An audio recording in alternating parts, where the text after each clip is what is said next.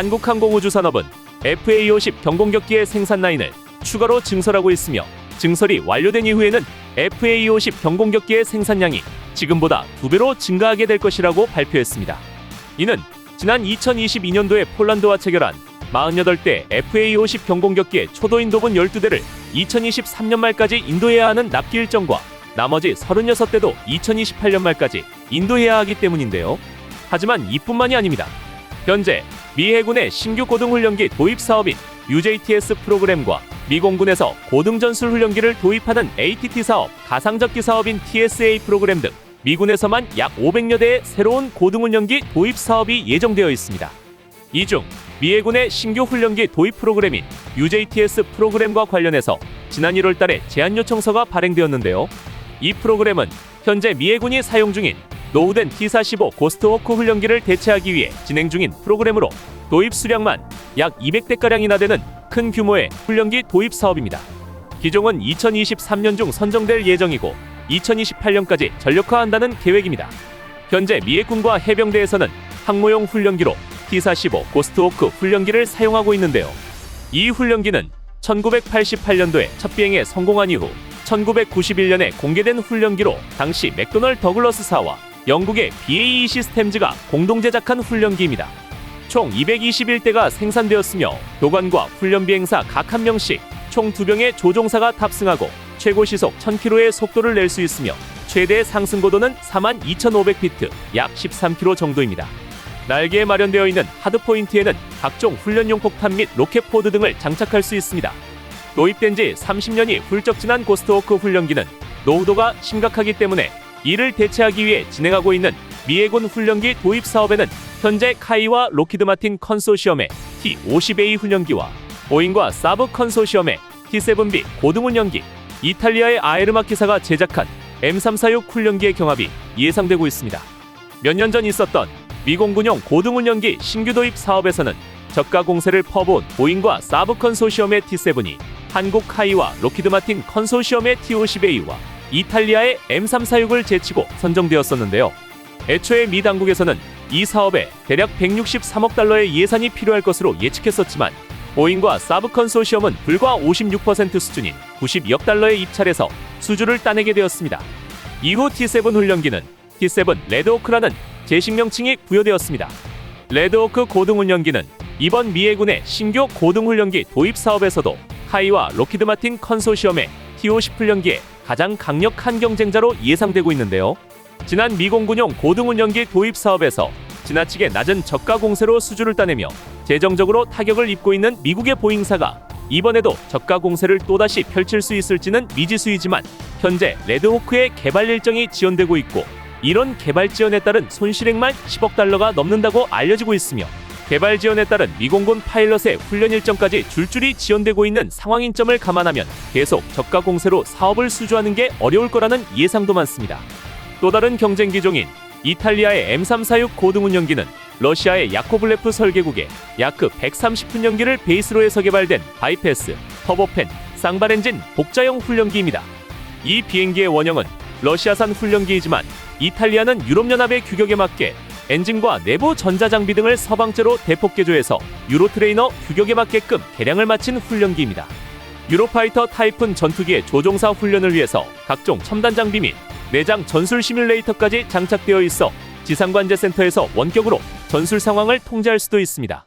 그렇지만 태생 자체가 천음속기이기 때문에 한국의 T-50 고등훈련기보다는 한 등급 아래로 평가되고 있습니다. 하지만 유지비가 저렴하고 낮은 기체 가격에도 불구하고 각종 첨단 장비를 갖추고 있어 현재 여러 나라에 수출되고 있는데요. 현재 이스라엘, 폴란드, 싱가포르, 아랍에미레이트 등에 수출되어 사용되고 있습니다. 얼마 전 미 공군용 훈련기 도입 사업에서 한국의 T-50 고등훈련기와 함께 보잉과 사브 컨소시엄의 T-7 레드호크 훈련기에 패배한 이 훈련기는 이번 미 해군의 고등훈련기 도입 사업에서 또다시 도전장을 내밀었는데요. 하지만 원형이 러시아제 비행기이기 때문에 미군의 고등훈련기 도입 사업에서 선정될 가능성은 낮게 점쳐지고 있습니다. 때문에 이번 미 해군 고등훈련기 도입 사업에서도 이전 공군용 훈련기 도입 사업 때처럼 보잉과 사브 컨소시엄의 T-7 레드호크와 한국 카이와 로키드 마틴 컨소시엄의 T-50 골든이글 간 각축전이 다시 한번 예상되고 있습니다. 하지만 이전 미공군의 고등훈련기 도입 사업과는 다르게 이번에는 한국의 T-50 골든이글의 선정 가능성이 높다고 예측하는 시각이 많은데요. 현재 보잉과 사브 컨소시엄은 이전 공군용 고등훈련기 도입 사업을 입찰하는 과정에서 지나치게 낮은 가격으로 입찰을 따냈고 이로 인한 재정적 어려움에 직면하고 있다고 전해지고 있습니다. 이렇게 낮은 기체 가격을 맞추기 위해 전통적인 비행기 제작 방식이 아닌 컴퓨터 시뮬레이션을 통한 비용 절감과 보잉이 말한 대로 3D 프린팅 기술을 이용한 부품 제작 등 여러 신기술을 적용하고는 있지만 이게 말처럼 딱딱 들어맞지 않고 제작 과정에서 여러 잡음이 발생되며 완성된 비행기에서 치명적인 결함이 발생하는 등 갖가지 문제로 인해 납기마저 지연되면서 현재 보잉은 미공군의 납기 지연에 따른 손해배상금까지 떠안고 있는 상황이기 때문입니다. 때문에 더 이상의 저가 공세를 펼치기는 어려울 것이란 분석이 많습니다.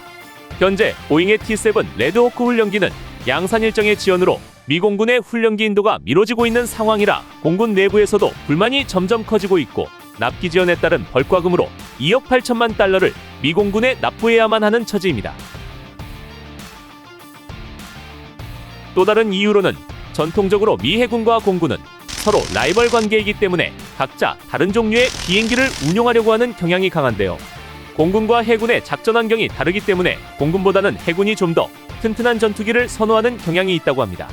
이처럼 각기 다른 종류의 비행기를 운용하기 원하는 군내 특성도 이번 해군용 고등훈련기 도입 사업에서 한국의 T-50 골든이글에게 좀 더 유리하게 작용될 수 있다는 분석입니다. 반대로 보잉과 사브 컨소시엄의 T-7B 훈련기가 좀 더 유리하다고 보는 견해도 있는데요.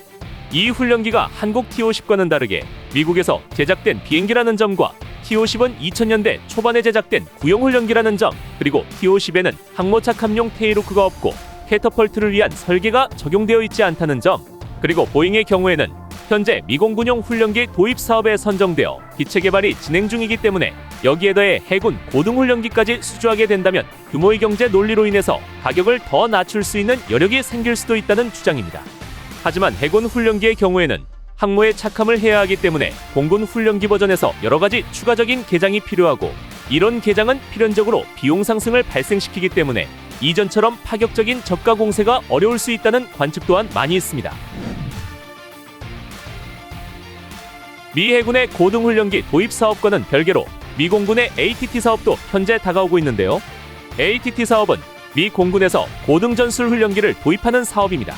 미 공군은 기존에 사용 중인 고등훈련기 T-38 훈련기의 노후도가 점차 심각해지고 있지만 새로운 훈련기 도입 사업에서 채택된 보잉의 T-7 레드호크 훈련기에 여러 가지 문제점이 발생되면서 전력화가 계속 지연되고 있기 때문에 그 공백을 임시로라도 메꾸고자 적은 수량의 훈련기를 임대해서 운용하는 방식의 RFX 사업을 진행했었는데요. 하지만 사업을 추진하는 과정에서 전 세계적으로 코로나 팬데믹이 발생하게 되었고 미국에서도 복지 관련 분야에 많은 예산을 사용해야 했기 때문에 국방 관련 예산까지 전용해서 사용하게 되면서 RFX 사업은 지지부진하게 되었습니다. 이후 2021년 10월 미공군은 보잉의 레드호크 고등훈련기를 채택한 기존 TX 프로그램과는 별개로 고등전술 훈련기를 도입하는 새로운 사업을 진행한다고 발표하며 정보 요청서를 요구하게 됩니다. 이 사업에 록히드 마틴과 카이는 T-50 고등훈련기를 개량한 TF-50을 제안하고 나섰는데요. 이 ATT 사업은 고등전술 훈련기를 도입하는 사업이기 때문에 기존의 고등훈련기보다 더 높은 성능을 요구하고 있으며 전술 전투기로서 저강도 분쟁에 투입할 수 있는 공격 능력까지 요구하고 있습니다. 도입 수량도 100대에서 최대 400대까지 확대될 수 있으며 금액으로 따지면 최소 10조 원 규모로 알려지고 있습니다. 이 고등전술 훈련기 사업에서도 보잉과 사브 컨소시엄의 레드호크와 한국 카이와 록히드 마틴 컨소시엄의 TF-50 그리고 이탈리아의 M346 등이 병합할 것으로 예상되고 있는데요. 가장 유력한 후보 기종은 보잉 사브 컨소시엄의 레드호크이지만 현재 미국 내 보잉의 경영 스탠스가 좋지 않고 노조 파업 및 제작 중인 T-7 고등훈련기에서 각종 결함이 나오고 있는 상황이기 때문에 이미 실전 경험까지 갖추고 있는 한국의 TF-50이 선정될 가능성 또한 적지 않다는 분석입니다. 실제로 보잉 사브 컨소시엄의 레드호크는 이제 막 개발된 최신 기체이지만 개발 단가를 줄이기 위해 통동시험 등 각종 테스트를 컴퓨터 시뮬레이션으로 대체하고 3D 프린팅 기술을 이용하여 부품을 제작하는 등 전통적인 방식에서 벗어난 신기술들을 비행기 제작에 대거 적용하였는데요. 하지만 막상 이렇게 해서 제작된 레드호크 고등훈련기는 실제 비행 테스트 과정에서 예기치 못한 여러 결함이 나타나게 되었고 윙록이라는 치명적인 결함까지 발생하게 되었는데요. 앵그로브 어택, 즉 윙록이라는 치명적인 결함은 항공기가 급기동할 때 날개 위를 스쳐 지나가는 공기의 진동이 비행기 전체로 퍼지는 것을 말하는데요. 이런 공기 진동이 비행기 전체로 퍼지게 되면 비행기는 양력과 조종성을 잃게 될 수도 있으며 이는 비행기가 실속에 빠지게 만들 수도 있습니다. 이런 윙록 현상을 해결하려면 비행기의 기고를 보강하거나 동체나 날개의 형상을 재설계하는 등 공기역학과 강성을 보강해야 하는데 이런 작업은 비행기를 재설계하는 정도의 전면적인 개장을 의미하는 것이라 비용과 시간이 감당할 수 없을 정도로 많이 들게 됩니다. 현재 보잉에서는 이 윙록 현상이 발생한 지 불과 4개월 만에 개선을 끝마쳤다고 발표했는데요. 이는 하드웨어적으로 결함을 수정한 것이 아니라 단지 소프트웨어적인 수정을 통해 해결된 것으로 알려지면서 그 신뢰성이 의심받고 있는 상황입니다. 반면에 한국의 T-50 고등운영기의 경우에는 도입된 지 20년이 돼가는 조금은 구형이 돼버린 기체이지만 세계 여러 나라에 수출되어 실제로 운용되고 있으며 공격기 버전은 성공적인 실전 경험까지 갖추고 있기 때문에 훈련기 수준을 뛰어넘는 고등전술 훈련기로는 한국 하이의 T-50이 더 적합하다는 평가 또한 많습니다.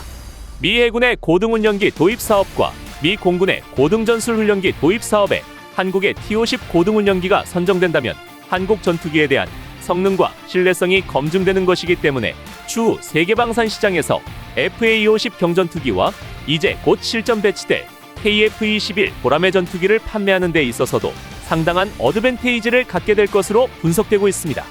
미군의 전투기를 납품한다는 것은 어지간한 기술력이나 검증된 신뢰성이 없다면 불가능한 일이기 때문에 그 상징성은 남다르다고 할 수 있을 겁니다.